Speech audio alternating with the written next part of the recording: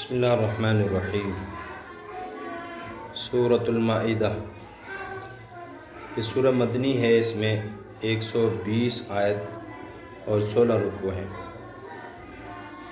یا ایھا الذین آمنوا اوفوا بالعقود وحلت لکم بہیمۃ الانعام الا ما یتلی علیکم غیر محل الصید وانتم حرم ان اللہ یحکم ما یرید۔ یہ سورۃ مائدہ کی ابتدائی آیت۔ سورہ مائدہ بالاتفاق مدنی صورت ہے اور مدنی صورتوں میں بھی آخر کی صورت ہے، یہاں تک کہ بعض حضرات اس کو قرآن کی آخری صورت بھی کہا ہے۔ مسند احمد میں بروایت حضرت عبداللہ بن عمر رضی اللہ عنہ اور اسماء بنت یزید منقول ہے کہ سورہ مائدہ رسول کریم صلی اللہ علیہ وسلم پر اس وقت نازل ہوئی جبکہ آپ سفر میں عذبہ نامی اونٹنی پر سوار تھے۔ نزول وحی کے وقت جو غیر معمولی ثقل اور بوجھ ہوا کرتا تھا، حسب دستور اس وقت بھی ہوا، یہاں تک کہ اونٹنی عاجز ہو گئی تو آپ صلی اللہ علیہ وسلم اس سے نیچے اتر آئے۔ یہ سفر بظاہر حجۃ الوداع کا سفر ہے، جیسے کہ بعض روایت سے اس کی تائید ہوئی ہے۔ حجۃ الوداع ہجرت کے 10ویں سال میں ہوا اور اس سے واپسی کے بعد رسول کریم صلی اللہ علیہ وسلم کی دنیوی حیات تقریباً 80 دن ہی رہی۔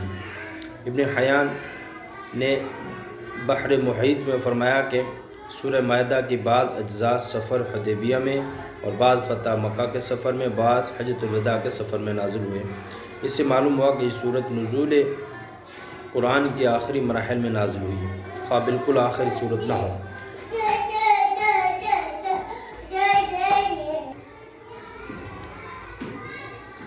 رسول کریم صلی اللہ علیہ وسلم سے منقول ہے کہ المائدہ من آخر القرآن تنزیلا فحلوا حلالها وحرموا حرامها، یعنی سورہ مائدہ ان چیزوں میں سے ہے جو نزول قرآن کے آخری دور میں نازل کی گئی۔ اس میں جو چیزیں حلال کی گئی اس کو ہمیشہ کے لیے حلال اور جو چیزیں حرام کی گئی اس کو ہمیشہ کے لیے حرام سمجھو۔ اور بھی روایت میں آتا ہے کہ یہ صورت کون سی ہے۔ فرمایا اے ایمان والو، عہد پورا کیا کرو، اپنے عہد یعنی جو عہد کر لو اس کو پورا کیا کرو، اور تمہارے لیے محلت لکم بہیمۃ الانعام، تمہارے لیے جانوروں کو حلال کیا گیا ہے، مویشیوں کو حلال کیا گیا ہے، سوائے ان جانوروں کے جو تم کو آگے سنائے جائیں گے۔ وہ غیر محل الصید، وہ مگر حلال نہ جانو شکار کو احرام کی حالت میں، یعنی بعض ایسے ہیں جو تم پر حرام ہیں وہ بھی بتا دی جائیں گے، اور شکار جو حلال ہیں، شکار ویسے جانور حلال ہے لیکن جب تم احرام کی حالت میں ہو تو اس وقت بھی شکار حرام ہوتا ہے تم پر، تو اس کو حلال نہ سمجھو۔ بے شک اللہ تعالیٰ فیصلہ فرماتے ہیں یا حکم دیتے ہیں جو چاہتے ہیں، یعنی جن جانوروں سے منع کیا ہے، جن جانوروں کو حلال کیا ہے، اللہ تعالیٰ خود ہی ایسا فرماتے ہیں۔ اور فرمایا جیسے ہرن ہے، نیل گائے وغیرہ اونٹ بکری گائے کے مشابہ ہیں اس بات میں کہ درندے اور شکاری نہیں ہیں، بجز ان بہائم کے جو کہ دوسرے دلائل شرعیہ حدیث وغیرہ سے مخصوص و مثنیٰ ہو چکے ہیں، جیسے گدھا ہے، خچر ہے وغیرہ۔ ان مستثنیات کے سوا اور سب بہائم اہلی ہو یا وحشی ہوں حلال ہیں، جن کا ذکر آگے آئے گا۔ تو آیت حرمت علیکم المیتہ یہ آتا ہے کہ وہ باوجود بہیمۃ الانعام میں داخل ہونے کے اور مخصوص بالحدیث وغیرہ سے خارج ہونے کے بھی حرام ہیں، تو وہ آگے آ جائے گا انشاءاللہ۔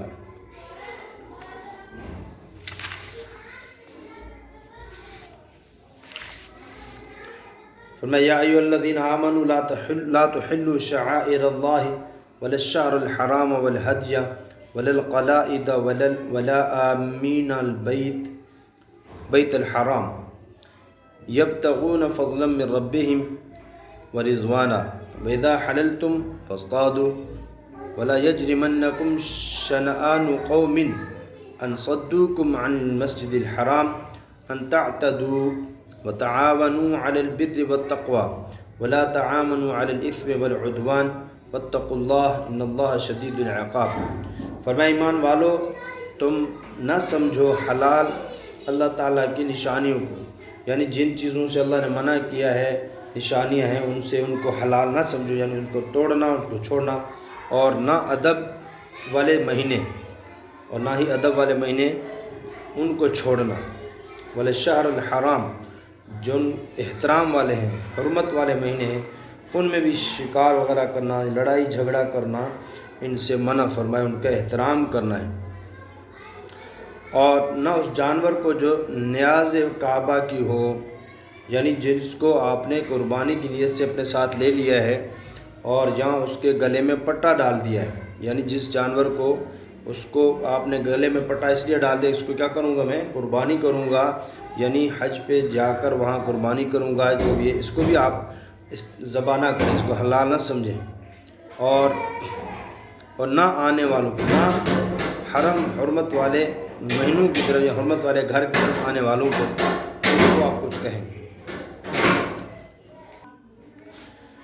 جی، اور فرمایا نہ ان لوگوں کی بے حرمتی کرو جو بیت الحرام یعنی بیت اللہ کے قصد سے جا رہے ہوں، اور نہ رب کے فضل اور رضامندی کے طالب ہوں، یعنی ان چیزوں کے ادب سے کافروں کے ساتھ بھی تعارض مت کرو۔ اور اوپر کی آیت میں جو احرام کے ادب سے شکار کو حرام فرمایا گیا وہ احرام ہی تک کا ہے، ورنہ جس وقت تم احرام سے باہر آ جاؤ تو کیا کرو، تم شکار کر سکتے ہو، تو شکار کیا کرو، یعنی کر سکتے ہو، شکار حرم میں نہ ہو۔ اور اوپر جن چیزوں کے تعارض سے منع کیا گیا ہے اس میں ایسا نہ ہو کہ تم کسی قوم سے جو اس سبب سے بغض ہے کہ انہوں نے مسجد حرام سے روک دیا تھا، یعنی صحابہ کو پورے کافروں نے منع کیا تھا، روک دیا تھا، اب اس لیے تم بھی کیا کرو، ان کو منع، ان کے ساتھ لڑو جھگڑو کہ انہوں نے کیا کیا، آپ لوگوں کو روک دیا، تو اس لیے بھی اللہ پاک نے فرمایا کہ منع کر دیا ہے ان تعتدوا، کس پر زیادتی کرنے لوگوں۔ تو کیا فرمایا، وَإِذَا حَلَلْتُمْ فَاصْطَادُوا، اور جب تم حلال ہو جاؤ تو پھر تم شکار کرو۔ وَلَا يَجْرِمَنَّكُمْ شَنَآنُ قَوْمٍ أَن صَدُّوكُمْ عَنِ الْمَسْجِدِ الْحَرَامِ أَن تَعْتَدُوا، اور فرمایا یہ باعث نہ ہو تم کو اس قوم کی دشمنی، اس قوم کی دشمنی اس بات سے کہ تمہیں انہوں نے روکا تھا مسجد حرام سے کہ تم زیادتی کرنے لوگو، اس سے بھی منع کیا ہے اللہ پاک نے۔ وَتَعَاوَنُوا عَلَى الْبِرِّ، کہا فرمایا کہ نیکی کے کام کرنے پر اور تقوی پر تم کیا کرو، آپس میں ایک دوسرے کی مدد کیا کرو۔ وَلَا تَعَاوَنُوا عَلَى الْإِثْمِ وَالْعُدْوَانِ، اور نہ مدد کرو گناہ پر اور نہ ظلم پر، یعنی جو آدمی ظلم کرنے والے کے ساتھ دیتا ہے تو گویا وہ خود ظالم بن جاتا ہے، اور نیکی کرنے والے الدال علی الخیر کفاعلہ، جو آدمی خیر کی کیا کرتا ہے اس کو ترغیب دیتا ہے، دلالت کرتا ہے اور جو ہے اس کو سمجھاتا ہے، تو گویا یہ بھی نیکی کرنے والا ہے، گویا کہ یہ نیکی اس نے کی۔ اسی طرح جو برائی کی طرف اشارہ کرے گا، برائی کی طرف رہنمائی کرے گا، گویا کہ یہ اس کو برائی کی طرف لے جانے والا ہے۔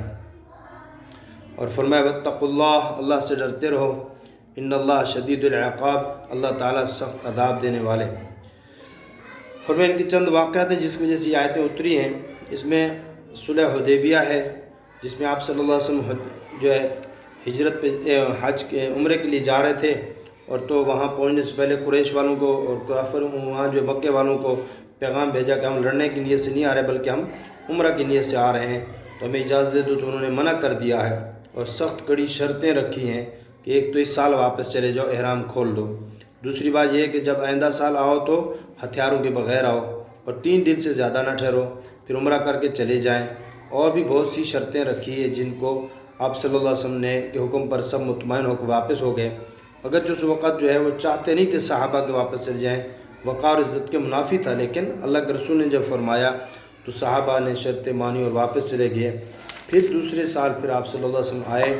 اور جو ہے انہوں نے صحابہ کرام کے قلوب مشرکین مکہ کی طرف سے انتہائی نفرت اور بغض کا بیج بو دیا تھا۔ دوسرا واقعہ یہ پیش آیا کہ مشرکین مکہ سے حتیم بن ہند اپنا مال تجارت لے کر مدینہ آیا، اور مال فروخت کرنے کے بعد اپنا سامان اور آدمی مدینہ سے باہر چھوڑ کر حضرت صلی اللہ علیہ وسلم کی خدمت میں حاضر ہو، اور منافقانہ طور پر اپنا ارادہ اسلام لانے کا ظاہر کیا تاکہ مسلمان اس سے مطمئن ہو جائیں، لیکن اللہ کے رسول نے اس کے آنے سے پہلی بدریہ وہی بتا دیا تھا صحابہ کو کہ یہ ایک آدمی آئے گا، کافر شیطان کی زبان بولے گا۔ وہ جب آ کر واپس جانے لگا تو فرمایا آیا تھا کفر کے ساتھ، اب واپس گیا دھوکہ اور غداری کے ساتھ، یعنی اپنے آپ کو مسلمان ثابت ظاہر کیا، حالانکہ تھا نہیں۔ بعد میں حضور کے مال مویشی بھی لے کر چلا گیا مدینے والوں کے، اور وہ صحابہ سے تو چلا گیا، بعد میں پھر حملہ کرنے کی کوشش کی، صحابہ نے اس کو چھوڑ دیا۔ پھر ہجرت کے 8ویں سال رمضان مبارک میں مکہ جب فتح ہوا تو بغیر کسی انتقام کے حضور اکرم صلی اللہ علیہ وسلم پورے عرب اور مشرکین مکہ کو اللہ کے رسول بغیر انتقام کے آزاد فرما دیا، اور وہ آزادی کے ساتھ اپنے سب کام کرتے رہے، یہاں تک کہ اپنے جاہلانہ طرز پر حج عمرہ کے رسوم بھی ادا کرتے رہے۔ اس وقت بعض صحابہ کرام کے دلوں میں واقعہ حدیبیہ کے انتقام لینے کا خیال آیا کہ انہوں نے ہمیں جائز اور حق طریق پر عمرہ کرنے سے روک دیا تھا، ہم ان کے ناجائز اور غلط طریق پہ عمرہ حج کیوں کرنے آزادی سے کرنے دیں؟ تو اس پہ بھی آیتیں اتری ہیں کہ اس بات سے تمہارے دل میں یہ بات پیدا نہ ہو کہ تم زیادتی کر بیٹھو کہ ان لوگوں نے تمہیں مکہ میں آنے سے عمرہ سے منع کیا تھا، مسجد حرام آنے سے، لہٰذا کیا ہے کہ انتقام اپنی ذات کے لیے نہیں ہونا چاہیے۔ اگر اللہ کے دین کے لیے ہے اور جو ہے اللہ کے احکام کے لیے ہے، حضور کی زندگی کے لیے ہے، اس کی گنجائش ہے۔ اپنی ذاتی کسی چیز کے انتقام یہ اچھی چیز نہیں ہے۔ صحابہ نے اس کی مثالیں قائم کی، اللہ کے رسول صلی اللہ علیہ وسلم نے ترغیب دی، اور اللہ تعالیٰ نے ان کو منع فرمایا کہ آپ لوگ ایسا نہ کریں۔